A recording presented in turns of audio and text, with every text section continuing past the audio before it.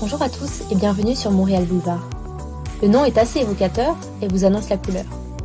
Je suis Aurélia, j'ai 24 ans, je suis architecte et j'habite à Montréal. Dans ce podcast, je souhaite vous partager mon expérience à Montréal depuis 7 mois, mais pas que. Depuis que j'y vis, je ne cesse de découvrir des petites perles qui me font vibrer et que je souhaite vous partager sans plus attendre. Aujourd'hui, je reçois Thomas Sitesh, CEO et CMO d'Ulule Amérique du Nord, une plateforme de sociofinancement.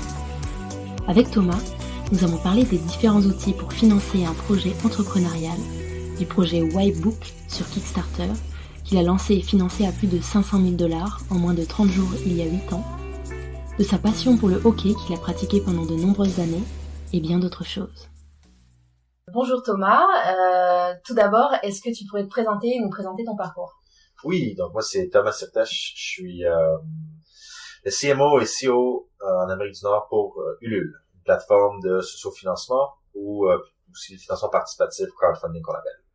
Et est-ce que tu peux nous dire quand tu as rejoint l'aventure et quel est ton rôle exactement? Oui, donc moi ça va faire maintenant près de 3 ans et demi que je suis avec Ulule. Ça fait environ 8 ans que je suis dans le monde du web, surtout en crowdfunding, co-création, au niveau de créateurs qui lancent leurs projets et leurs produits. Et puis en fait au début j'ai commencé comme directeur général pour le Québec. Après l'entreprise a évolué et aujourd'hui en fait je suis en charge de tout ce qui est marketing, croissance, acquisition de nouveaux projets et aussi le développement en Amérique du Nord, les États-Unis, le Canada. On a toute une mécanique de qu'on appelle nous du sourcing, de qualifier des projets, d'aller les trouver et tout ça. Et concrètement, ça ressemble à quoi tes journées, en général? Si on peut qualifier une journée type. Ouais, mes journées vont varier énormément. Moi, j'ai un rôle aujourd'hui qui est transversal, donc je m'occupe du marketing at large, autant en Europe et autant en Amérique du Nord. Par exemple, Ulule aujourd'hui, en fait, c'est une plateforme qui a été fondée en Europe, à Paris, qui est la plus grande plateforme en Europe pour le financement participatif, le crowdfunding. Mais à Montréal, aux États-Unis, au Canada, on n'est pas aussi populaire, on n'est pas aussi connu. C'est Kickstarter et Indiegogo qui sont plus connus, qui sont les vrais leaders ici. Donc, moi, je m'occupe du marketing autant là-bas ici. Donc, c'est des sujets d'acquisition très techniques au niveau des pubs, au niveau de notre mécanique de croissance. Et puis, à l'inverse aussi, avec le jour au jour des opérations à Montréal, je fais beaucoup de voyages aux États-Unis, en Californie, à New York. On fait beaucoup d'événements avec des partenaires, des banques aux États-Unis. Donc, je dirais que ma journée, ça court, je rentre au bureau environ 9h30 le matin. Je fais 2-3 points avec en fait la personne qui est en charge du marketing ici. Je fais un point avec les personnes qui sont en charge des opérations. On fait le tour ensemble et puis souvent en fait je vais venir parler directement à mes collaborateurs et collaboratrices qui traitent des sujets très très spécifiques et je vais leur faire un peu de coaching et faire des suivis avec eux pour s'assurer que tout roule. Et puis un peu de développement des affaires avec des rencontres avec des clients potentiels, des banques, etc. Ok. Et c'est quoi qui différencie justement Ulule des autres plateformes comme tu viens de nous en parler? Ouais, très bonne question. Aujourd'hui, Ulule, en fait, se situe, il y a probablement 5 gros joueurs dans le monde. Ulule se situe dans le top 5. Donc Kickstarter, Indiegogo, c'est 2 plateformes nord-américaines qui viennent en fait des États-Unis, qui se focalisent beaucoup sur le volume. Donc eux autres, si tu déposes sur Kickstarter, sur Indiegogo, tu peux lancer, mais tes chances d'avoir un projet qui se finance sont très très bas. C'est le pourcentage de succès est, je pense, entre 10 et 30% sur Kickstarter et Indiegogo. Donc, t'es un peu tout seul, t'as pas vraiment d'accompagnement, t'es là pour lancer ton projet. Ouais, c'est très digital, en fait. C'est très, très digital, ouais, voilà. C'est comme t'as un username, un password, voilà, t'es tout seul. Je dirais après, t'as une plateforme comme GoFundMe qui est vraiment une plateforme pour des projets personnels. Donc, si t'as le cancer et puis tu veux lever des fonds personnels, ça, c'est une plateforme spécifique pour ça. Kickstarter, Indiegogo, je reviens à eux, c'est des plateformes pour des projets surtout geeks, créatifs, artistiques aussi. Et puis après, tu as aussi KissKissBankBank, qui est une plateforme française, qui aussi est dans le sphère de plateformes qui sont très actives, mais qui est plutôt très, très française, donc n'a pas vraiment de reach international. Et qui, voilà. Et donc, nous, en fait, une de nos valeurs ajoutées, c'est qu'on accompagne les entrepreneurs, les créateurs, on est là pour eux, et on a une bonne relation avec eux, on les aide à mieux se lancer, et ça s'explique par notre taux de succès. Nous, aujourd'hui, 7 entrepreneurs sur 10 vont se financer sur eux. Et tu dis, pour revenir sur ça, tu dis c'est une plateforme très française. En quoi c'est une plateforme française et pourquoi ça marche pas en Amérique du Nord? Donc, c'est une très bonne question. En fait, aujourd'hui, qu'est-ce que ça a été acquis, a été acheté par la Banque Postale il y a quelques années. Et donc, très simplement, en fait, ils ont juste des projets en France, donc ils n'en ont pas en Amérique du Nord ni dans d'autres pays. Ulule aujourd'hui, encore une fois, Ulule, et majoritairement ces projets aujourd'hui sont, 80% sont en France, mais on a un nombre de projets qui grandit au Québec. Aujourd'hui, on est à 30-40 projets qui se lancent par mois au Québec, aux États-Unis, puis on commence aussi en Californie surtout. Donc l'idée en fait, c'est que nous, Ulule, on tente vraiment de développer un réseau international d'entrepreneurs, créateurs de marques. Et pour l'instant, c'est présent que à Montréal. Enfin, je veux dire, au Canada, c'est juste Montréal, c'est ça? Vous faites pas de projet en Ontario, en Alberta? Oui, on en fait partout. Okay. Peut-être plus la question, c'est qu'aujourd'hui, on est à Montréal, notre bureau est à Montréal, donc c'est notre bureau, j'appellerais ça international, qui traite toutes les parties autres que la France. Et aussi, c'est notre bureau du qu'on appelle de croissance et de marketing. Okay. Donc, c'est un peu les aspects transversal et local. Et puis là, donc on a 2 gros bureaux à Montréal et à Paris. Et donc il n'y en a pas aux États-Unis de bureau? Aujourd'hui non, il n'y a pas de bureau et on planifie pas nécessairement d'en ouvrir. Une de notre approche qu'on a vraiment développée ces dernières années, c'est on est ce qu'on appelle multilocal. Donc on veut être partout, mais d'une manière locale et proche des entrepreneurs, des créateurs. Donc, on a un programme qu'on appelle le programme des capitaines. Donc, ces capitaines-là, c'est des personnes qui travaillent avec nous en mode freelance, en mode flexible, quand ils peuvent. Et ces personnes-là, en fait, sont dans des régions différentes. Donc, sont pas des employés à temps plein, mais ils organisent des pitch pour nous. Donc, c'est des événements de lancement, c'est des événements où les personnes, les entrepreneurs, les créateurs se rencontrent, se mobilisent, présentent leur projet à une communauté et se lancent sur eux. Donc, ça, on en a plusieurs dans le monde. On en a 25 un peu partout au monde, à Amsterdam, à New York, en Californie. Ces personnes-là, en fait, sont pas des employés. Donc, on ne va pas ouvrir un bureau nécessairement aux États-Unis parce qu'on peut piloter tout de Montréal et de Paris, tout en ayant des personnes de confiance qui sont pas partie de la famille Ulule, d'une manière... voilà, exactement. En quelque sorte. Quelles difficultés et quels challenges tu rencontres au quotidien? Bonne question. Quelle difficulté, quel challenge? Je pense que une des difficultés aujourd'hui, pour nous, par exemple, pour Ulule, c'est que il y a vraiment un gros, donc c'est une bonne chose, mais vraiment un gros focus sur les entrepreneurs en 2020, en 2019, partout au monde. Donc on voit vraiment une effervescence, les gouvernements, tout le monde veut se lancer en entreprise, en business, en web. Ça, c'est super bon pour l'économie en général. Par contre, ce que ça fait, c'est qu'il y a beaucoup d'offres variées qui sont sur le marché en termes d'accompagnement, en termes de solutions de collecte de fonds, en termes de financement. Et ce qui arrive, en fait, donc il y a vraiment beaucoup d'offres. Et pour nous, un de nos challenges qu'on tente tout le temps de bien de focaliser là-dessus, c'est de bien se distinguer, d'être très clair par rapport à notre offre et de garder les choses simples et efficaces pour les entrepreneurs, les créateurs, pour vraiment les aider puis les guider de la bonne façon. C'est un des challenges aujourd'hui, c'est que je dirais qu'il y a beaucoup de bruit dans l'écosystème.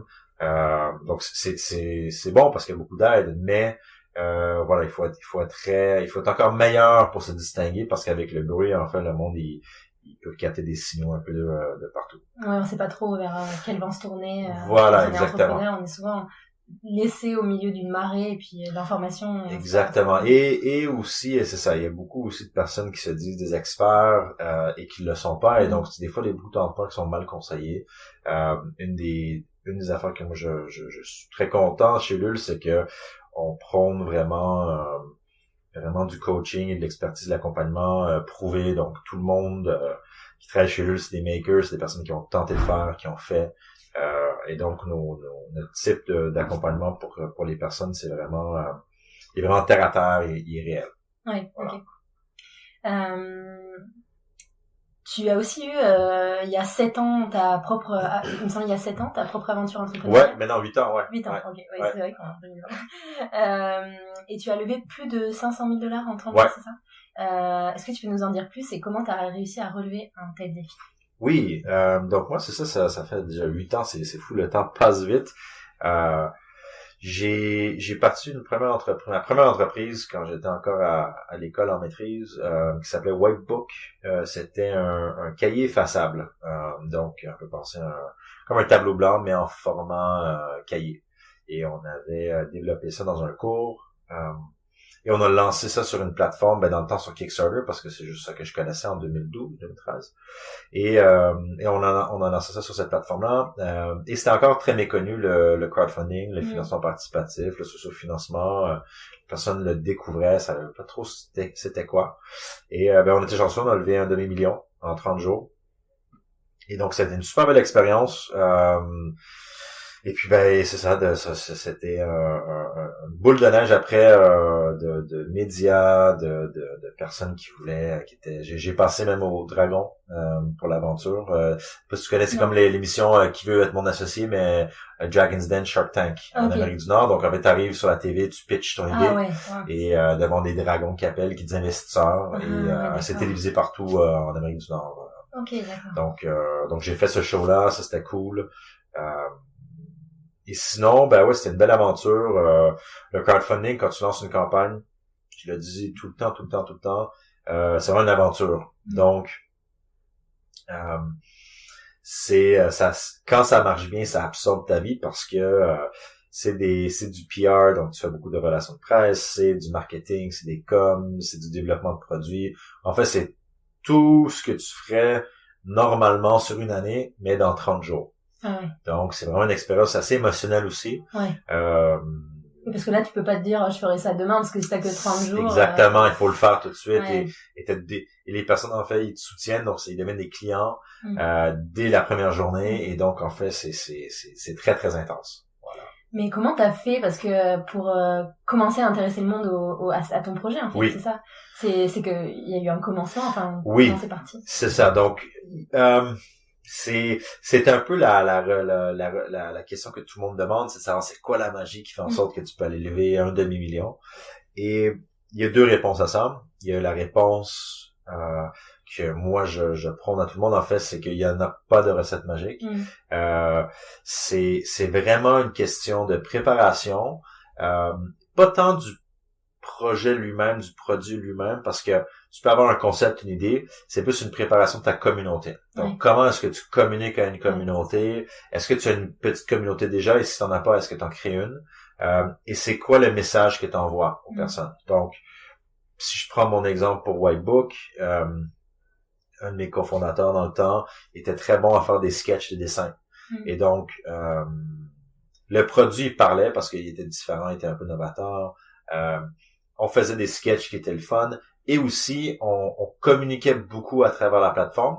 Donc les personnes en fait ils voyaient qu'on était un projet vivant. Ils étaient pas c'était pas comme une page statique d'une page e-commerce.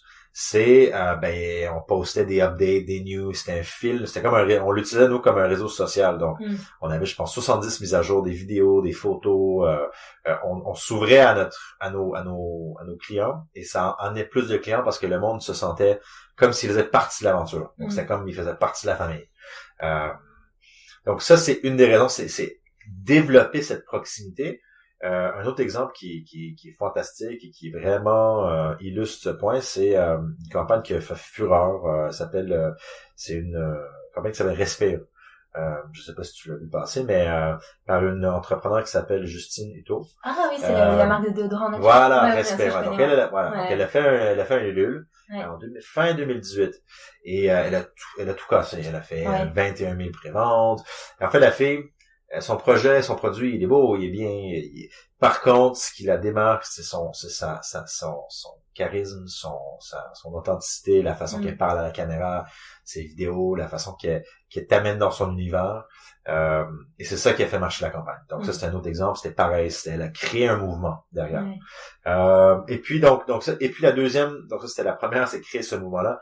La deuxième réponse à ta question, c'est il faut beaucoup de chance. Parce que il y a des super belles campagnes, il y a des super beaux entrepreneurs qui ont un beau projet, un beau produit, un beau message, et des fois ça marche pas. Pour X, Y raison, c'est comme un peu, tu vois, au casino, des fois ça marche, des fois ça marche pas. Mais à la fin de la journée, s'il faut retenir une chose pour une campagne de crowdfunding, c'est la communication et le message. Et est-ce que la campagne est vivante? Ok. Voilà. Mais en fait, ce que tu décris comme processus, ça me fait vraiment penser aujourd'hui aux influenceurs qui marchent sur Instagram. Ouais. C'est vraiment ça, en fait. C'est le fait d'être présent, de parler à sa communauté, d'interagir. Ben, c'est intéressant que tu dis ça parce que c'est un sujet que nous, à l'interne, on a abordé beaucoup ces derniers temps. Et cette notion d'influenceur, il y avait eu c'est intéressant parce qu'il y avait eu un article qui est sorti dans la presse il y a peut-être 2-3 mois. Et qui parlait du fait que un journaliste qui a fait semblant d'être un influenceur pour voir s'il pouvait donc il y avait des fake followers, il a fait un compte fake pour voir s'il pouvait signer des deals avec des marques. Et eh bien avec son faux compte, je pense que c'était une fille qui faisait semblant d'être de faire de la course. Elle a pu signer des deals avec plusieurs marques qui ont dit ben c'est cool, t'es une influenceuse, t'as du reach. On va donner de l'argent. Et finalement, ils ont publié ça dans la presse.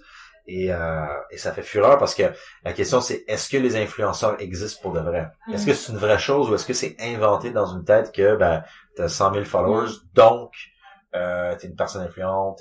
Et donc, nous, aujourd'hui, ce que on explique souvent aux marques avec qui on fait affaire, c'est, les personnes qui lancent des projets sur eux, les porteurs de projets, les makers, les personnes d'impact, c'est eux les nouveaux influenceurs. Donc, on le dit humblement parce qu'on le voit, les personnes qui se lancent sur eux, c'est eux les vrais influenceurs parce que c'est eux qui font des vraies affaires. Ils sont pas là en train de poster une photo avec un beau fond d'écran qu'ils ont payé pour avoir et devant un jet que ils ont payé pour avoir accès pendant 20 minutes pour poster la photo qui est belle. Non, c'est des vraies personnes qui font des vraies vidéos de vrais produits, de vrais challenges, de vrais contenus. Et ça, c'est ça les influenceurs, c'est ça les personnes qui ont un impact. Et je pense que personnellement, 2020, cette notion d'influenceur, telle qu'on la pensait en 2012, 2014, 2015, je crois personnellement qu'elle est finie. Et ça se voit même, je crois, tu regardes les Kardashians, tu regardes Kanye, tu regardes ça, eux, ils ont un énorme reach. Par contre, aujourd'hui, on pense à Kanye, on pense au Yeezy, aux souliers, donc c'est un business de souliers. On pense aux Kardashians, on pense aux cosmétiques, parce qu'ils ont donc eux, ils s'auto-proclament changemaker. Ils sont pas des influenceurs, ils sont des changemakers, ils font des choses. Oui, voilà, c'est ça, c'est pas juste une photo. Voilà, et eux, ils évoluent, ils le voient. Pareil pour Kim Kardashian, je pense qu'elle est en train d'étudier en droit. Oui, c'est ça, elle se projette. Et donc, c'est là, en fait, je pense qu'on a comme passé à travers une phase pendant 8 ans où le monde, il se prend en photo, c'était comme très vanity. Et aujourd'hui, c'est très action-oriented. Et voilà. Donc, moi, c'est par rapport aux influenceurs, je crois qu'on est les nouveaux. Ceux qui se lancent sur sont les nouveaux influenceurs. Et je suis totalement d'accord avec toi. Alors, je sais pas aussi, on est chacun dans une bulle de filtre. Donc moi, c'est ce que je vois sur mon feed Instagram. Mais les personnes que je suis, déjà, je pense que les gens sont vraiment en quête d'authenticité, donc de gens dans lesquels ils peuvent s'identifier.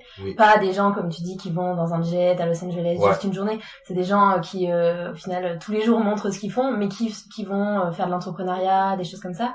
Et en effet, c'est qu'ils créent du vrai contenu, quoi. Et pour moi, les faux influenceurs, oui, les faux et les influenceurs un peu superficiels, c'est en train de disparaître. Enfin, moi, en tout cas, c'est ma vision. Après, ils seront toujours suivis par des personnes, c'est sûr. Mais je pense que c'est en train de changer. Je pense que c'est en train de changer.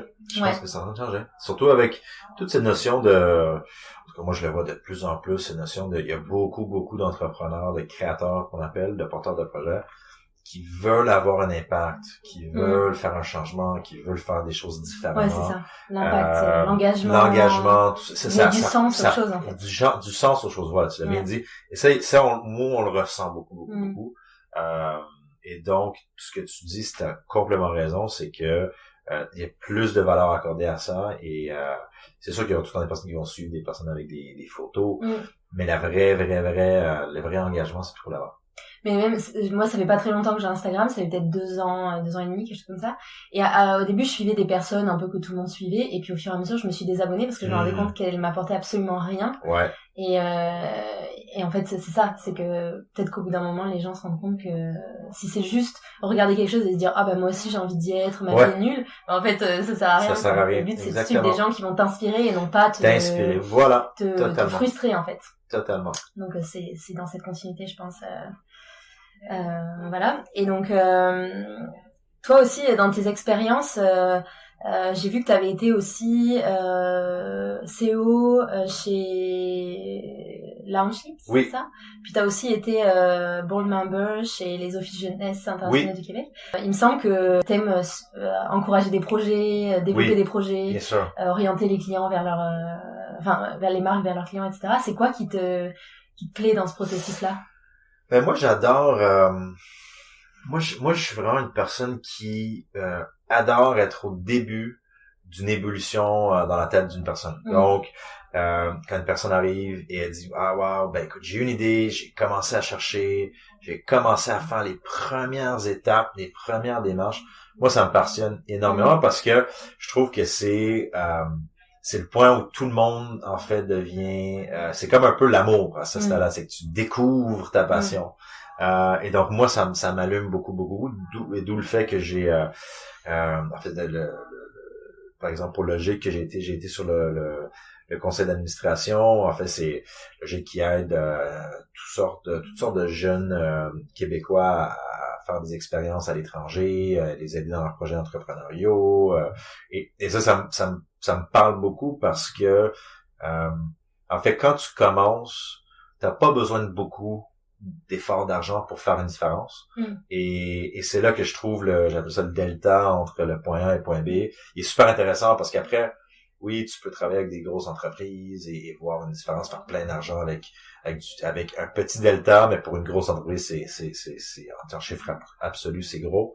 Moi, j'aime voir les deltas des personnes qui partent de vraiment loin. Moi, c'est ça qui me passionne. J'adore. Et puis c'est comme moi, je le vois à chaque jour, je vois des personnes qui sont en amour avec leur projet. Et moi, ça me motive. Donc, moi, ça me donne envie. Quand je rencontre des nouveaux projets, de nouvelles idées. En fait, on fait beaucoup donc nos soirées de pitch, c'est des événements où les personnes pitchent leur projet. Je les vois rentrer, ils sont nerveux, ils sont stressés, mais d'une bonne façon. Ils pitchent. Ils sont sueurs, hop, ils sortent, ils sont super contents parce que des personnes leur ont parlé, ils ont vendu des trucs. Et en fait, cette expérience-là, je la trouve très satisfaisante pour moi et pour moi, ça m'apporte beaucoup parce que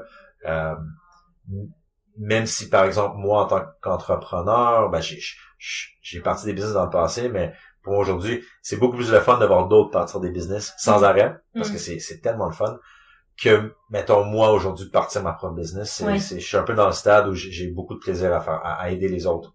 Mais je comprends parce qu'au bout d'un moment, c'est un peu ce que une de mes invitées m'avait dit, une des cofondatrices des Trappeuses, c'est que en fait au bout d'un moment le risque quand tu deviens entrepreneur c'est que tu te retrouves à faire les choses plus administratives et t'as le côté créatif qui dure un certain temps puis après ça reste, ça devient exactement. Tu délègues toutes les tâches que t'aimerais faire à quelqu'un d'autre. C'est ça, exactement. Là tu fais des choses opérationnelles parce qu'ils sont apparemment meilleures, c'est-à-dire tout le monde dit bah ouais, tu vas monter, tu vas faire plus de choses. Là tu te rends compte que tu fais des choses que c'était pas la raison pourquoi t'as commencé ta business. Et moi aujourd'hui, c'est pour ça que je suis très chanceux parce que j'ai l'opportunité de faire toutes les affaires fun. Et puis après, une fois qu'ils ont levé 20, 30, 40 000 $, ils sont partis en mode, OK, là, il faut que je sois opérationnel. Là, je les dis, OK, ben vas-y, va faire tes affaires, va grandir, va grossir. Voilà. Donc, ouais, et puis ça doit être fun de voir des projets, tu sais pas vraiment ce qu'ils vont exister, puis dans 2 ans, en fait, tu vois, ça marche super bien. Ou bien ce qui arrive souvent, c'est que ça marche super bien. Ouais. Un projet, par exemple, Loop, les jus Loop, qui recyclent, ils font ça, eux autres vont super bien. Après, t'as des projets qui sont intéressants, des porteurs de projets qui ont eu du succès un peu, ils se recyclent parce que ils réalisent que c'était pas pour eux. Ils ont changé.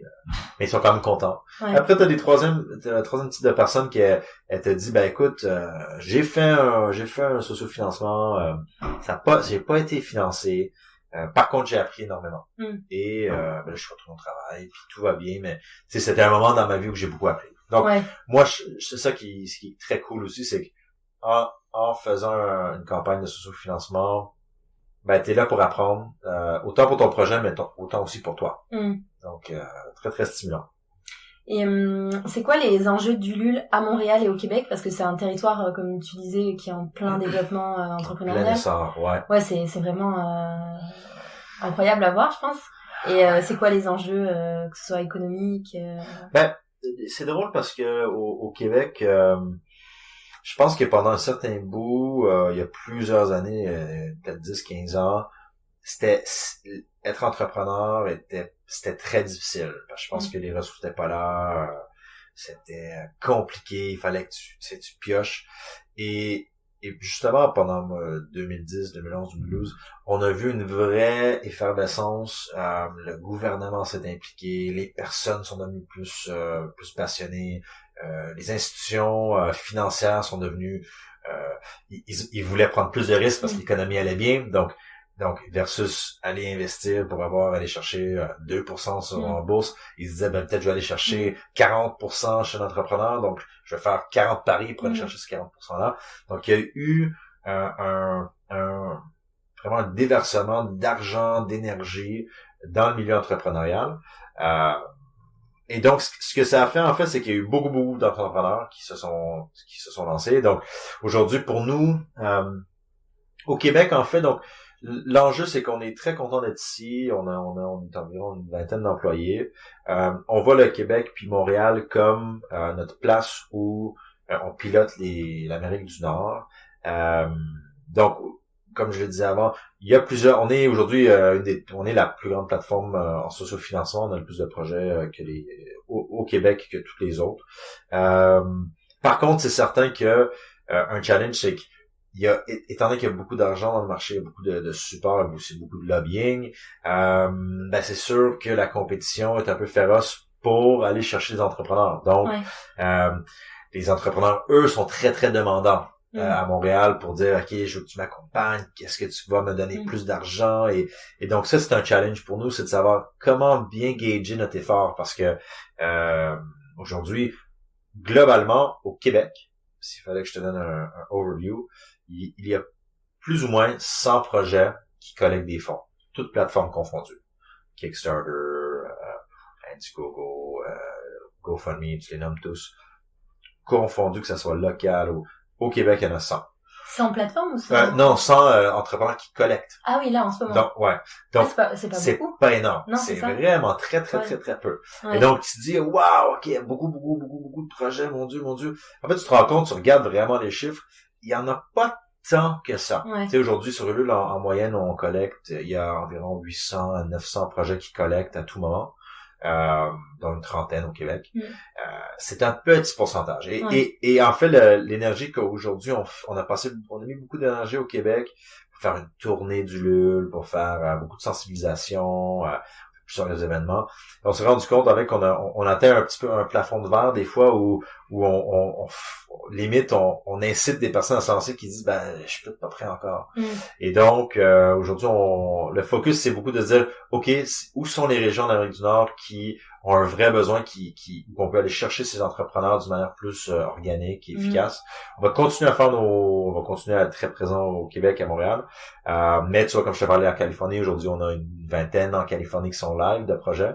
La Californie, je veux pas me dire des bêtises, mais je pense que c'est 40 millions de personnes, 40-50 millions de personnes, c'est beaucoup de personnes. C'est autant que la France. Ouais, autant quasiment que le Canada, en fait. Autant, 2 fois plus le Canada, ouais. Attends, le Canada, c'est le 40 millions, non? 35 millions, ouais, c'est ça. Ouais. Parce que, la France, c'est 65 millions. Voilà, donc donc, en termes de personnes et tu compares ça au Québec, c'est là que tu dis, peut-être qu'on pourrait offrir nos services dans d'autres places aussi, à Toronto aussi, et voilà. C'est sûr, le Québec, c'est 9 millions, il me semble, de personnes. Ouais. Donc, c'est sûr qu'on peut pas espérer, enfin, souvent, on essaie même moi, en tant que Français, je compare souvent, mais on peut pas comparer 9 millions avec 65 millions. C'est ça. Donc, on est content de notre présence, on continue à mettre les efforts qu'il faut, mais c'est ça, jusqu'à date, les dernières années, enfin, on était la plateforme où il y a le plus de projets actifs, le plus de projets financiers, le plus de projets qui collectent l'argent.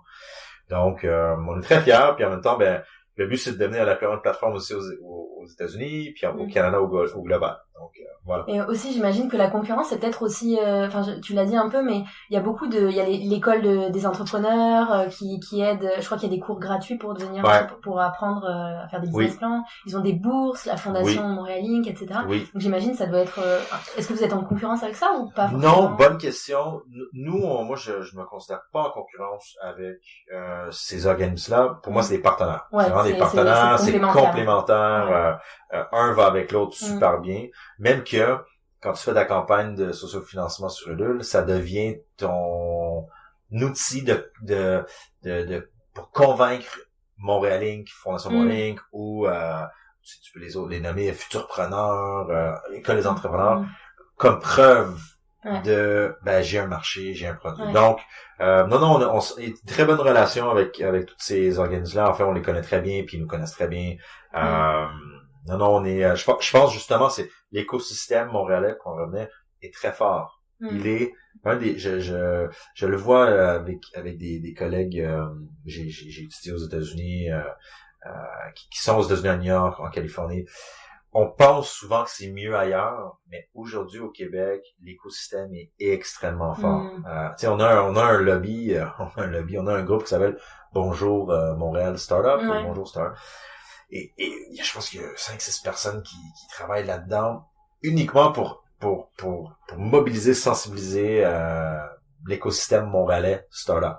On a Expo Entrepreneur qui est tout le temps rempli. Qui était hier. Voilà. On a le festival Startup Fest.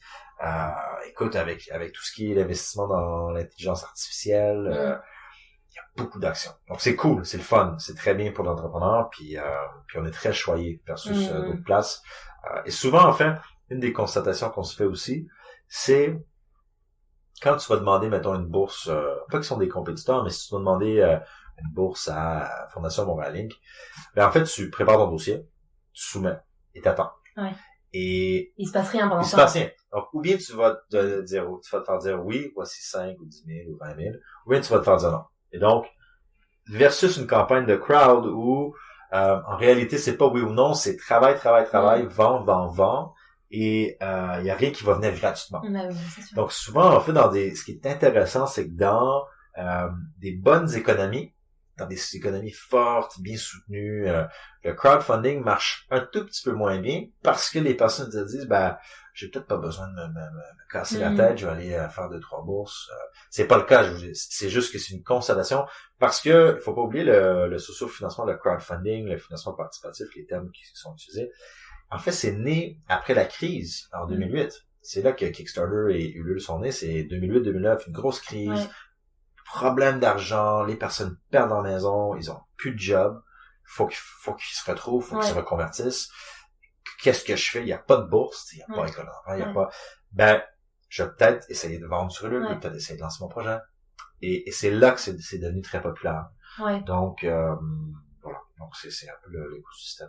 C'est compter sur d'autres systèmes financiers que les systèmes financiers classiques. C'est ça. Dont on comprend pas grand-chose, finalement. C'est ça. Et puis oui, et puis je pense, enfin moi je suis là depuis 1 an quasiment, donc j'ai l'impression que bon déjà c'est beaucoup moins saturé, c'est sûr, le marché de l'entrepreneuriat comparé, si je compare Paris et Montréal, qui sont 2 grandes villes, bah c'est sûr que c'est pas le même, c'est beaucoup moins saturé Montréal. Exactement. Et puis je pense aussi qu'il y a le fait, enfin moi les personnes que j'ai interviewées dans le podcast qui ont toutes lancé comme ça leur projet, etc. Beaucoup elles m'ont dit à Montréal, enfin au Québec, les gens sont très tu vas dire t'as une idée, les gens ils vont dire bah essaye, c'est super. Ouais. Alors que je pense, enfin moi je vois en France souvent la première chose qu'on va te dire c'est on va trouver mais tu as rencontré ça comme difficulté, tu as rencontré ça, enfin on va voir plutôt les choses les problèmes. Ouais. Alors qu'ici j'ai l'impression que même moi quand j'ai parlé de mon podcast tout ça, les gens sont hyper enthousiastes en fait rapidement. Et je pense que c'est cette mentalité-là qui est la mentalité en fait nord-américaine, j'imagine, très toi qui as étudié aux États-Unis, peut-être que t'as vu aussi le fait que le côté un peu fake it till you make it. Ouais, 100%. La culture est très différente. Une des choses qu'ils disent souvent aux États-Unis, c'est que si t'as pas if you didn't fail, en fait, si tu t'es pas cassé la gueule 1, 2, 3, 4 fois. En fait, c'est parce que t'as pas essayé. Et donc, souvent, ça devient un badge. Tu sais, ça devient, moi, je l'ai fait 6 fois puis ça a pas marché. Donc, la 7e fois est la bonne. Versus, en Europe, c'est plutôt l'inverse. C'est dire, faudrait surtout pas faire trop de choses parce que je préfère être dans ma zone de confort que de risquer de... Il y a aussi une certaine gêne, une certaine gêne de l'échec. À Montréal, il y a un autre gros festival, une autre grosse rencontre qui s'appelle, je pense, comment ça s'appelle? Fail Camp. Je pense que ça s'appelle Fail Camp. Un terme, et en gros, c'est une place où les personnes partagent toutes leurs failures. Et disent, moi, réellement, j'ai vu ça a pas bien marché, ça a pas mal. En fait, c'est un ode au failure, aux places où tu t'es planté. Et je pense que, je dirais, moins qu'aux États-Unis. Au Québec, tu l'as quand même, t'as des personnes qui disent, j'y vais, je m'en fous. T'as cette flair entrepreneuriale. Par contre, l'inverse aussi au Québec, t'as aussi cette notion que faut pas non plus trop bien faire parce que tu vas être vu comme une personne qui brasse un peu trop les choses. C'est un peu le secret un peu caché au Québec, c'est qu'on mais ça change beaucoup, mais on est un peu on n'est pas trop fier quand quelqu'un fait très très très bien. On se dit fais bien mais fais pas trop bien non plus. Donc mais sinon, oui, en Amérique du Nord, c'est vraiment foncer. Ils vont faire des erreurs. Ils se disent, au pire, qu'est-ce qui va se passer? Je vais retourner à ma job. Surtout aussi avec un taux un taux de chômage qui est très très bas. Hein. Je pense que c'est historique. Aujourd'hui, n'importe qui veut une job pourrait se trouver une job. En fait, au Québec actuellement, c'est l'inverse, c'est qu'il n'y a pas assez de travailleurs sur le marché. En fait. C'est comme un négatif, un taux de chômage négatif. Et ce qui arrive, en fait, c'est ça force. En fait, tu te dis, au pire, je m'essaye, puis j'ai un backup. C'est ça, c'est sûr. Donc c'est ça, je pense, ça aide beaucoup à ce flair que tu disais, fake it till you make it. Tu sais, moi, en même temps, je suis une personne un peu qui se dit que il faut ça c'est en dose équilibrée, hein, parce que si j'en vois beaucoup aussi de personnes qui fake it till you never make it, parce qu'en fait ils sont tout en train de fake it. C'est ça, il y a un moment où ça peut pas marcher. Ça peut marcher, C'est l'exemple connu, c'est le gars qui a fait Dropbox, je pense. Non, c'est qui a fait semblant d'avoir il me semble que c'est Dropbox. Qui avait fait semblant d'avoir créé Dropbox en fait. Il a fait une fausse page en récoltant des adresses mail de personnes intéressées, je crois que c'est ça un peu l'histoire. Puis en fait il avait pas fait, mais il avait l'idée, mais il avait pas fait, tu vois. Oui, il y en a plein d'exemples comme ça, hein, ça c'est la classique. Oui, puis un autre exemple qui fait plutôt peur, c'est récemment dans la dernière année Theranos, une des femmes en fait les plus reconnues qui avait levé je pense 9 milliards de dollars, des sommes énormes, peut-être pas 9 milliards mais des sommes énormes sa compagnie était valorisée à 9 milliards de dollars et elle faisait des genres de médicaments ou de façon de prélever le sang innovateur apparemment. Et finalement, c'était un scam. Elle n'avait pas la technologie, mais elle avait fait croire à les investisseurs qu'elle l'avait. Et ça, en fait, ça s'est duré 10 ans. Et en fait, elle, c'est une façon de collecter des fonds puis de vivre une vie un peu à la start-up. Ouais, mais là c'est l'imposture. Là, c'est l'imposture, mais c'est grave, quoi, c'est très grave. Ben oui. Il y a un Netflix là-dessus qui est super intéressant. Ah oui, ok. Un Netflix ou un HBO. Oui, je pense que c'est plutôt HBO qui a fait un documentaire là-dessus. C'est assez, wow, c'est flagrant comme. Ok, c'est intéressant aussi à voir parce qu'il y a vraiment il y a les deux côtés en fait. Vraiment. Et quelle place vous donnez à l'inclusion? Quand je parle d'inclusion, c'est femmes, personnes handicapées, LGBT, trans, de différentes ethnies, différents âges, différentes morphologies. Ben nous, j'aime bien cette question parce qu'on a fait nous un gros virage l'année passée. Je dirais pas que c'est un virage, je dirais que c'est plutôt une constatation. Chez Ulule, le titre un peu qu'on s'est tout le temps donné, c'est qu'on est une place où on make good things happen. Les personnes arrivent, ils font des bonnes choses. Ils réalisent des beaux projets. Et on s'est rendu compte avec le temps que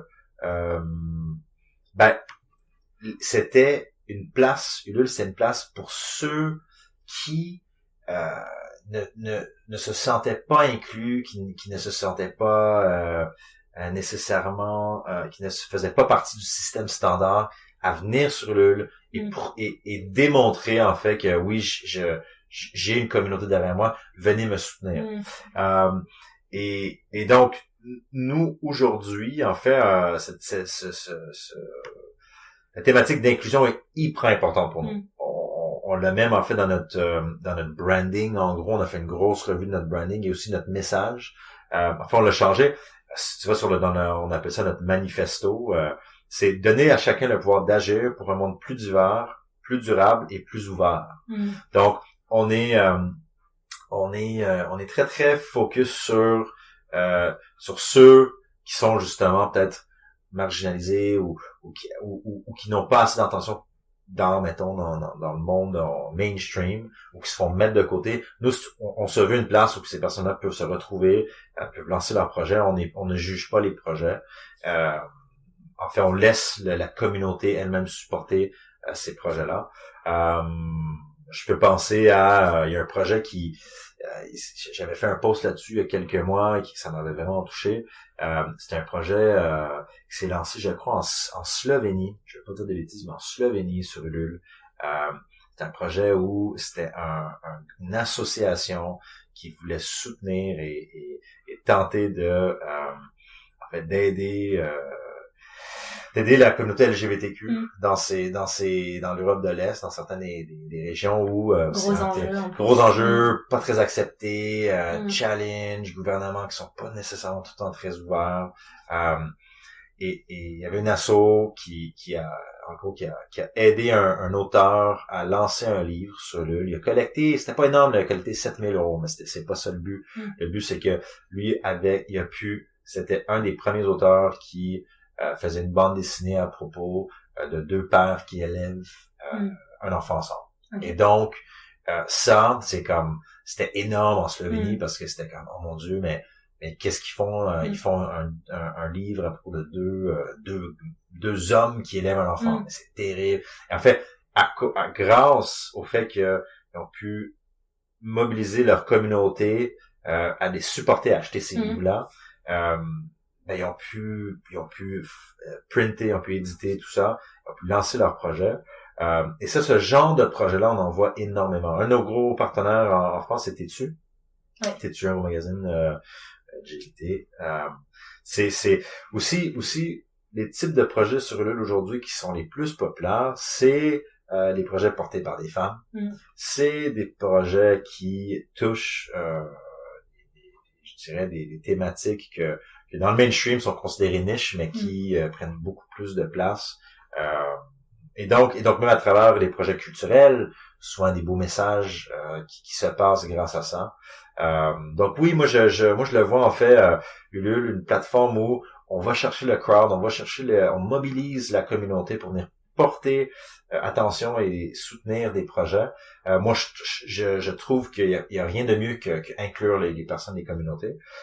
Donc oui, c'est un enjeu pour nous. énorme. L'inclusivité, c'est énorme, et on se veut aussi, nous, on est une entreprise engagée, donc on est B Corp. On n'est pas, on est la labellisation. Une des premières startups, qui européennes en France qui l'ont eu, en 2014, 2015. Donc, ouais. Oui, non, excuse-moi. Et ça inclut quoi, cette certification? Parce que je sais qu'il y a un questionnaire, c'est valable 3 ans, c'est ça, 2-3 ans? Ouais, je pense que c'est valable. Je suis pas l'expert là-dedans pour te dire pour te dire très honnêtement, donc je veux pas dire des bêtises, mais je crois, justement, t'es recertifié après 3 ans. C'est un questionnaire que tu réponds. Ils font des vérifications. Je peux pas dire c'est à quel point qu'ils le font, mais ils demandent certains documents. Et l'idée, en fait, c'est que tu as un score, et il faut que tu aies un score minimum pour avoir accès au label. Et nous, oui, on l'a, en fait, on a quand même des façons de faire qui nous, on se retrouve dans le B Corp, de pas avoir un bottom line qui est juste l'argent, mais avoir un bottom line qui touche, en fait, l'environnement, les personnes, les citoyens, voilà. Donc, nous, on cultive les rencontres, l'idée, c'est que on veut vraiment inclure le plus de personnes possible dans les projets. Et toi, tu es ingénieur à la base, c'est ça? Oui. Et du coup, qu'est-ce qui t'a poussé à basculer vers l'entrepreneuriat? Enfin, t'as travaillé combien de temps Moi, c'est ça, j'étais ingénieur pendant 2 ans et demi, 3 ans. J'ai donc un monde assez technique, faisais des plans pour des hôpitaux, des amphithéâtres, des écoles. T'étais ingénieur mécanique? C'est ça, mécanique, de bâtiment. Et après 3 ans, en fait, je me suis un peu tanné, comme on dit au Québec. J'avais fait le tour, j'avais fait des gros projets, j'avais fait des petits projets, et moi, ce qu'on voyait pour ma carrière, mon employeur me disait, en fait, tu vas juste faire des plus gros projets, et à la fin, quand tu seras plus vieux, tu vas gérer les personnes qui font des projets. En fait, moi, ça m'avait un peu démotivé. Je me suis dit, mais est-ce que c'est ça la vie? Est-ce que je vais juste gérer du monde? Ça me tente pas de faire ça. Donc, j'ai voulu explorer une maîtrise, juste pour me changer la tête un peu, voir ce que je pourrais faire d'autre. Et c'est là que j'ai commencé ma première business pendant que j'étais à l'école. Et je suis tombé un peu dedans. Donc, moi, le crowdfunding, en fait, je l'ai appris parce que je l'ai fait au début. Et après, je suis tombé un peu en amour avec ce concept-là. Et puis, voilà, aujourd'hui, 8 ans plus tard, ça a donné que j'ai rencontré le fondateur, Alexandre Bouchereau, il y a 4 ans. On a pris un café, on a vu un fit. Au début, je pensais pas changer, je pensais pas venir. Finalement, je suis venu, j'ai aimé l'ambiance, j'ai aimé la mission, j'ai aimé les personnes. Puis voilà. Je pense que la meilleure façon de te l'expliquer, c'est que j'ai réalisé que j'étais un entrepreneur dans l'âme, parce que j'ai tout le temps entrepris des projets. Et en fait, chez eux, je peux conserver cet esprit d'entrepreneuriat tout en étant dans une entreprise. Voilà, sans être nécessairement le chef. Mais d'avoir l'impression que j'ai un impact, des fois plus qu'un chef peut avoir. Oui, bien sûr. C'est clair.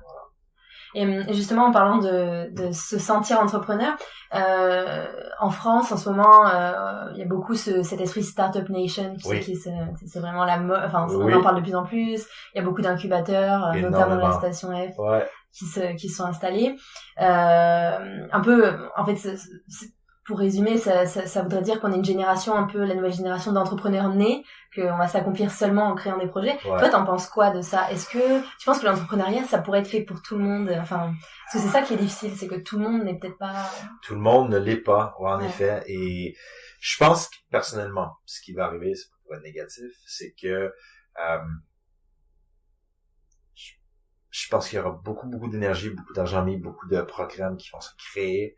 Et on va se rendre compte, notre génération, qu'il va y avoir beaucoup de personnes qui vont s'essayer. Et ils vont se rendre compte, et c'est pas mauvais, ils vont se rendre compte que, wow, ce n'est pas pour moi. C'est trop difficile, c'est trop compliqué, c'est trop stressant, j'ai trop, passer.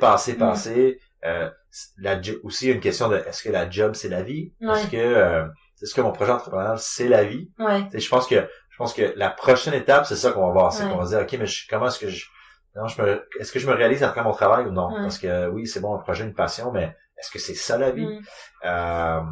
Donc, je pense qu'il va y avoir un mini essoufflement à un moment donné.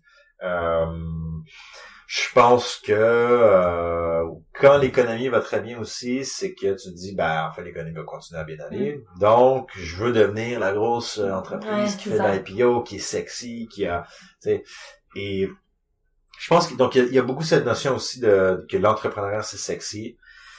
Je pense que ça aussi ça va s'essouffler et je pense que comme n'importe quel un peu roulement cyclique, je pense qu'à un moment donné les choses vont se replacer dans un équilibre qui va être sain où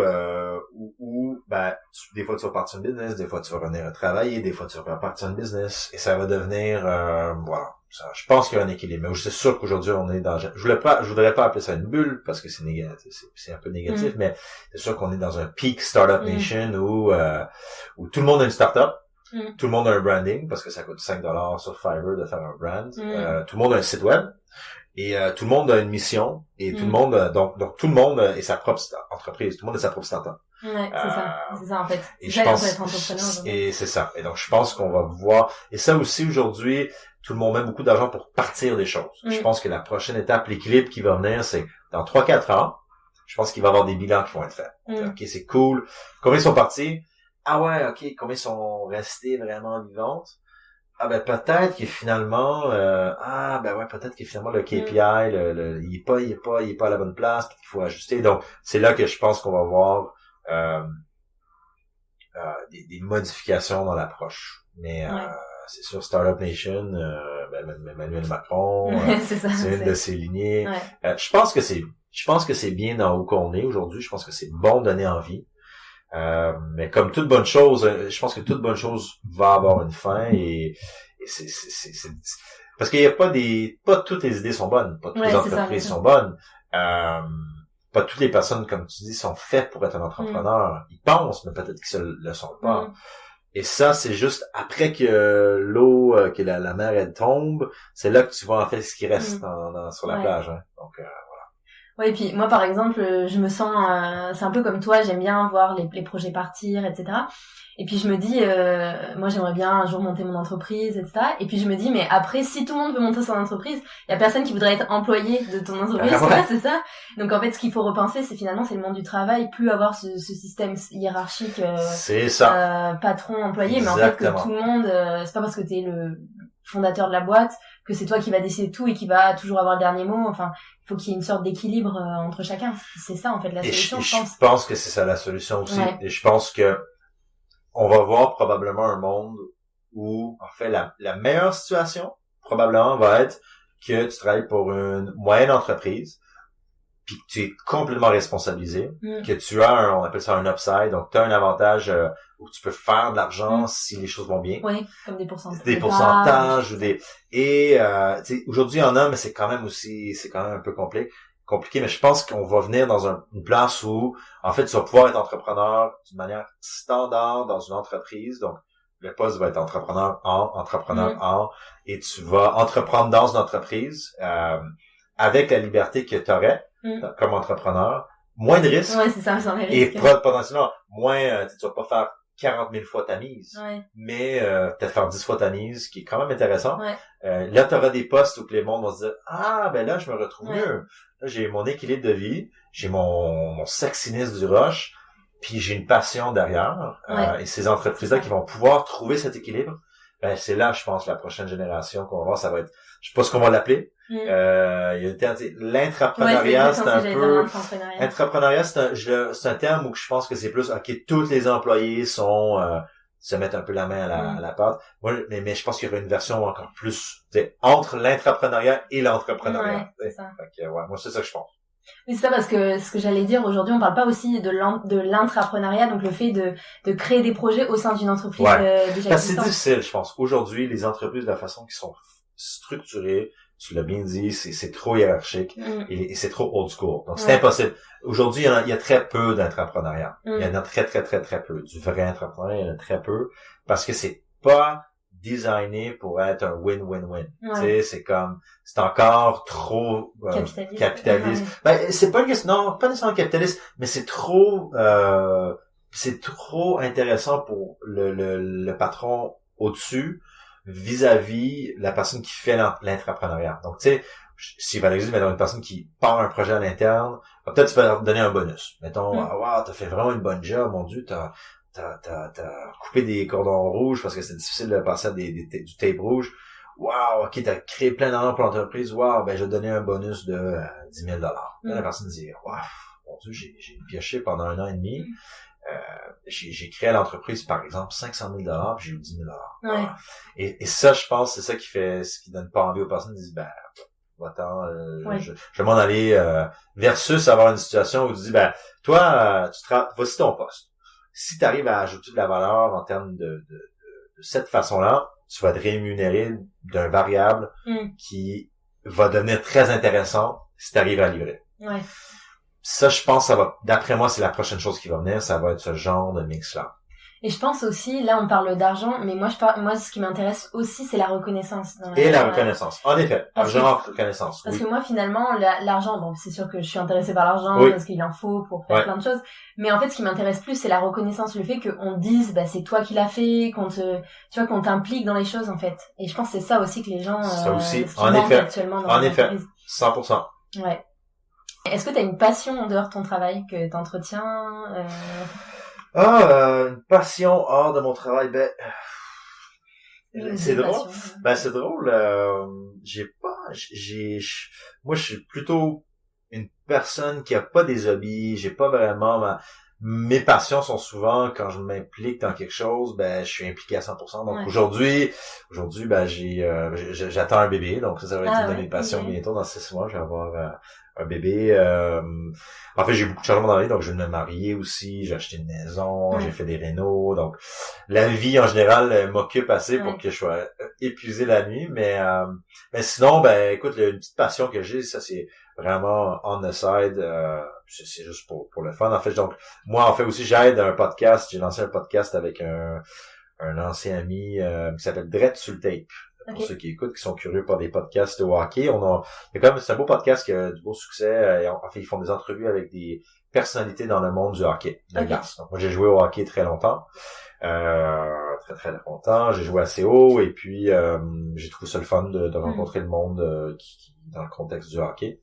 Et donc, ça, c'est une petite passion. Je l'aide dans tout ce qui est les opérations, comment aller chercher les personnes, un peu comme tu le fais. Moi, je le fais pas moi, mais je l'aide, je l'ai financé un peu. Puis, tu vois, comme par exemple, on est allé voyager, on est allé en Suède l'année passée pour aller passer en entrevue un des meilleurs joueurs au monde, Peter Forsberg. Donc, on a parlé au président de la fédération suédoise de hockey. Ça, c'était très cool. On a appris plein d'affaires. Donc, ça, c'est une petite passion pour moi en scène que j'aime bien faire. Parce que t'as été dans l'équipe de ton université, non? Ouais, j'ai joué à l'universitaire, même en fait ici, pour ceux qui se connaissent un peu, Jet 3, Junior 3, universitaire, NCAA, donc les plus hauts niveaux que tu pouvais jouer, juste avant d'être professionnel. Ok, donc c'est quand même quelque chose qui a bien occupé super, beaucoup. Ouais, jusqu'à 22 ans, j'étais vraiment là-dessus puis l'école. Et t'arrives à prendre du temps pour toi en dehors de ton travail? Est-ce que c'est facile de décrocher parce que t'as l'air passionné par ton travail, mais la difficulté ça peut être c'est drôle parce que et je le dis parce que c'est souvent le monde le dit, mais d'une manière comme parce que c'est comme un catchphrase, mais je suis très choyé parce que chaque jour quand je rentre dans entre guillemets le travail, pour moi vraiment je le dis, pour moi c'est pas du travail, c'est comme moi naturellement, comme c'est juste je fais mes choses que je veux faire et ça adonne que l'entreprise c'est bien pour l'entreprise. Donc pour moi j'ai pas tant besoin de prendre de temps off parce que je suis c'est pas des efforts. En fait c'est ça, le travail pour moi c'est pas des efforts. C'est bizarre, c'est juste que je passe du temps avec des choses que je ferais De toute façon, on dirait. Donc, pour prendre du temps off, ben, pour moi, c'est un peu difficile. Pas difficile. C'est vrai que chaque fois que je parle à des collègues ou avec des amis ou avec même ma femme, c'est certain que je suis très j'en parle souvent. Tu sais, je parle beaucoup du travail, je parle beaucoup des choses, je passe beaucoup de temps au travail.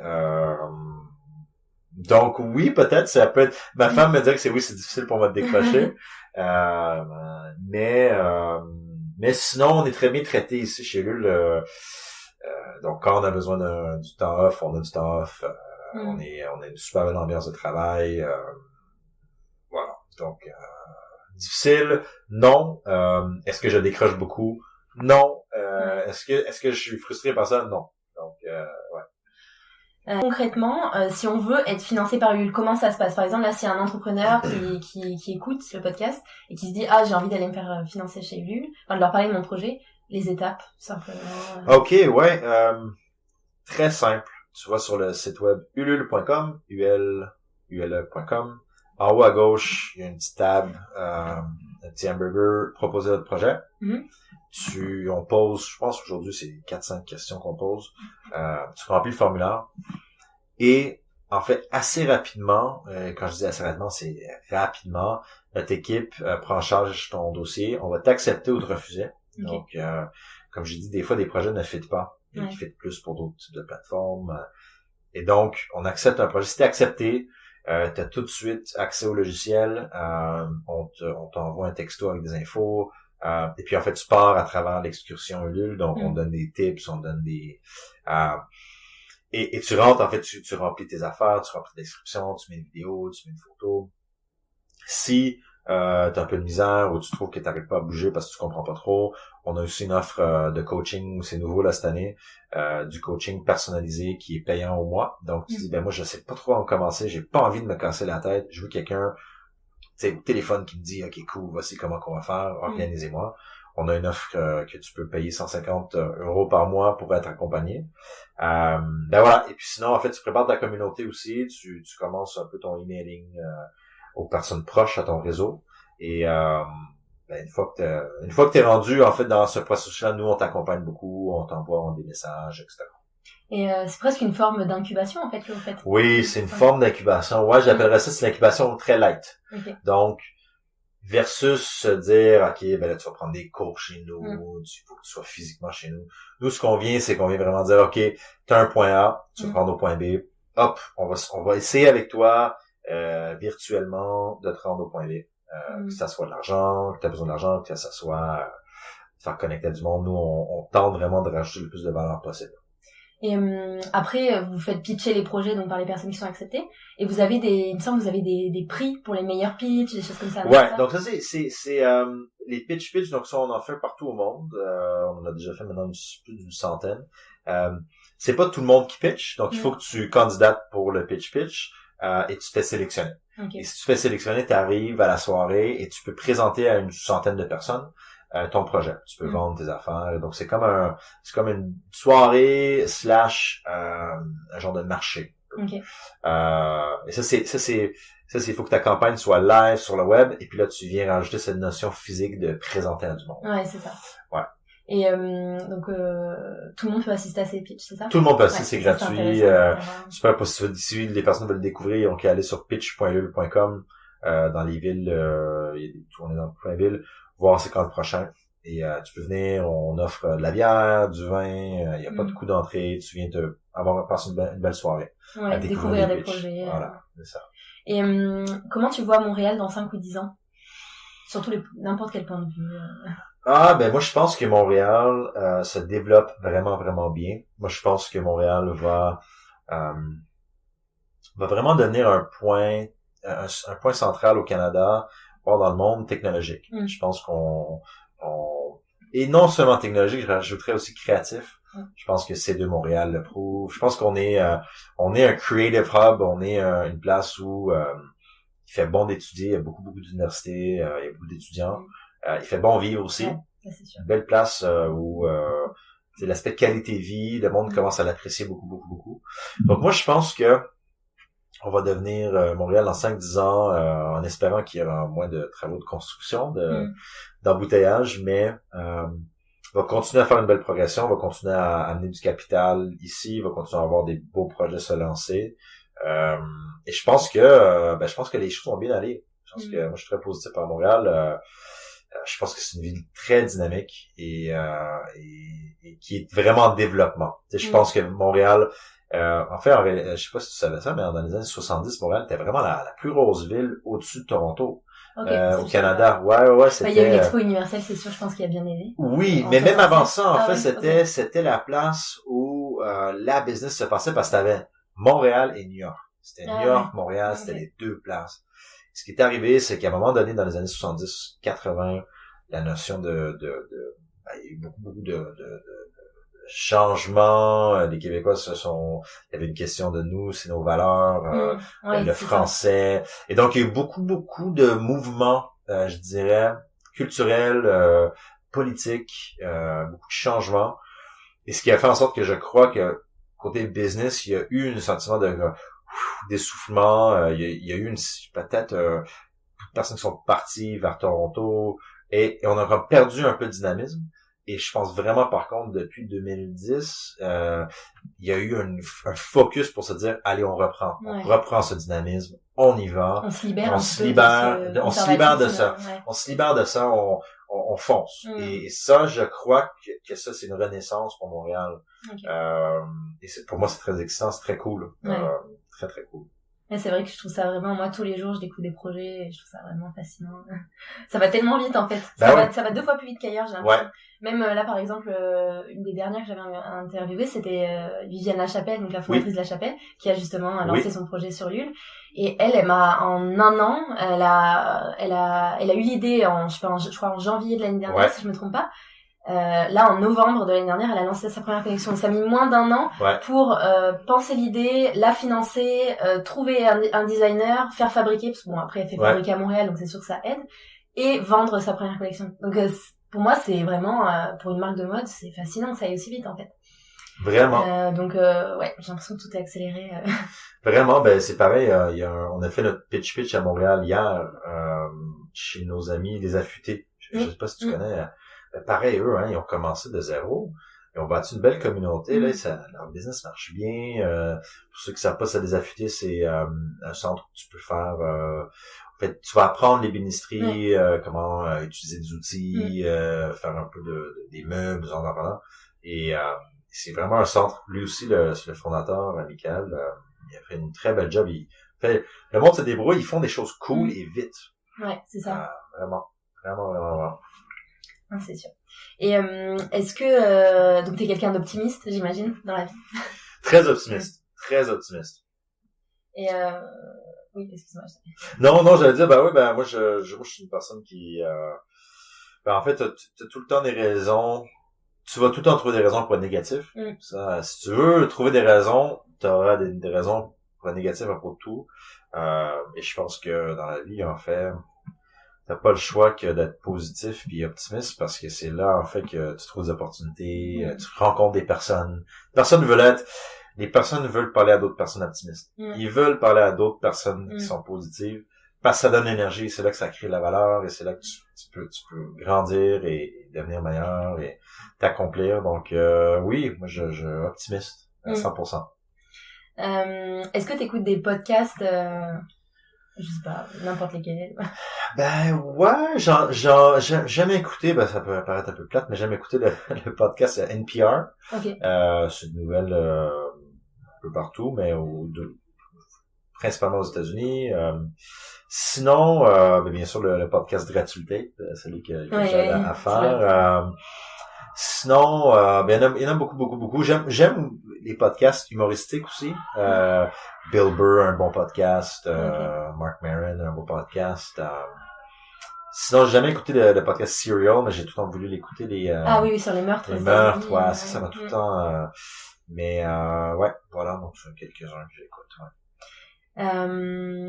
Une question aussi, quelle est la dernière chose que tu as faite pour la première fois?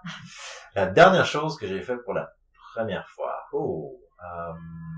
Écoute, la dernière chose que j'ai faite pour la première fois. être papa, je vais bientôt être papa, Ouais. donc c'est une chose, mais sinon, c'est une très bonne question, je vais devoir y penser. Quand on aime les challenges, des fois, c'est Ouais, bien c'est ça. de se dire... est-ce qu'il y a une ou des personnes qui t'inspirent au quotidien? Des personnes qui m'inspirent. Ouais, ben écoute, c'est une personne qui m'inspire. Ben ça aussi, écoute, je peux pas penser, puis c'est sûr que les personnes standards viennent à l'esprit, mais des personnes qui m'inspirent. Je vais te revenir là-dessus. D'accord. Je le mettrai dans les ça. notes. Et enfin, est-ce que tu pourrais conseiller une œuvre que tu as lue? Ça peut être une musique, un livre, un film, une BD, peu importe en fait, que tu as découvert récemment puis que tu voudrais faire découvrir aux auditeurs. Ouais. Il y a un livre que je suis en train de lire que j'aime beaucoup. C'est un livre un tout petit peu, il y a peut-être 4-5 ans, mais que je trouve assez intéressant. Ça s'appelle Anti-Fragile par Nassim Taleb. Okay. Et cette note, c'est un livre en fait qui c'est plutôt un essai qu'on appelle en anglais qui fait des réflexions sur certains sujets et le fil conducteur, c'est la notion de la fragilité humaine et le fait que c'est pas nécessairement être robuste qui est important, c'est pas d'être fort tout le temps, mais c'est plutôt d'apprendre de devenir plus fort et plus résistant qu'avant. Et donc cette notion que en réalité tout le monde est fragile, mais si tu sais utiliser ta fragilité d'une bonne façon, ben en fait tu deviens anti-fragile en avançant, donc en te testant, en essayant de nouvelles choses, en te challengeant mentalement pour te dire ok, est-ce que j'ai bien fait le calcul de ce que je pense. Donc ça me passionne beaucoup, je trouve ça super intéressant. Donc ce livre-là, je le trouve très bon. Il touche des notions super intéressantes sur la notion de risque. Donc, par exemple, il prend l'exemple de une personne qui travaille un emploi, une personne qui conduit des taxis versus un banquier. Et la notion que qu'est-ce qui est plus risqué dans la vie? Est-ce que c'est un taximan ou travailler pour la banque? Et la notion traditionnelle, le concept traditionnel, c'est de dire, ben, tu sais, quand tu travailles à la banque, tu sais que tu as ta job de 9 à 5 chaque jour. Donc, ben, et taxi, ben, tu sais jamais, tu peux rentrer dans un accident, donc tu peux plus conduire, tu peux pas trop, tu sais, tes clients, ils changent chaque jour, t'as beaucoup de variations. Et en réalité, si tu le regardes d'une manière anti-fragile, donc, qu'est-ce qui est plus fragile? Ben, tu peux travailler 20 ans être banquier, et en fait, tu fais les mêmes choses sans arrêt. Et la journée que tu te fais virer, parce que ça marche plus, c'est plus quoi faire. Et il faut que tu te recherches le même poste, parce que... Et par contre, taxi, étant donné que ça change sans arrêt, dans le monde, tu as tout le temps besoin de taxi. Tu as tout le temps besoin de personnes qui vont t'amener d'une personne à l'autre. Uber a vraiment craqué ça. Et en réalité, quand tu y penses, le taximan, sa job, elle est plus assurée qu'un banquier parce qu'elle est moins fragile. Ouais. Et cette notion-là, j'ai trouvé ça super fascinant parce que un taximan peut un jour décider de plus s'il trouve une meilleure opportunité, le taximan peut arrêter sa job puis changer. Le banquier va peut-être dire je suis pas certain parce que est-ce que les risques vont vaut la peine. Le taximan peut faire 25 heures en ligne et faire plein d'argent. Tu travailles à la banque, tu travailles 9 à 5, ton salaire est fixe. Ouais. Donc c'est une notion de risque qui est super intéressante, donc c'est un livre que je recommande fortement. Ok, ben écoute, c'est marrant parce que mon copain l'a lu il y a un mois, donc bon. Donc tu vois, je l'aime beaucoup, voilà. Ouais, ben je le lirai. Je le recommande. Ben merci beaucoup d'avoir pris le temps de répondre à toutes ces questions. Ça fait grand plaisir. Et puis je mettrai toutes les notes que tu as mentionnées dans l'épisode, tout ça. Super. Merci à Thomas de nous avoir partagé ses belles idées et de nous avoir transmis cet optimisme communicatif. Vous pouvez retrouver Thomas sur LinkedIn, Thomas Sitesh, et à travers le travail d'Ulu en Amérique du Nord. Quant au podcast, vous pouvez me retrouver sur Instagram, Montréal Boulevard, sur Facebook, mais aussi sur toutes les plateformes d'écoute. Si le podcast vous plaît, n'hésitez pas à laisser un petit commentaire sur votre plateforme d'écoute préférée et un 5 étoiles sur Apple Podcast. À bientôt sur Montréal Boulevard.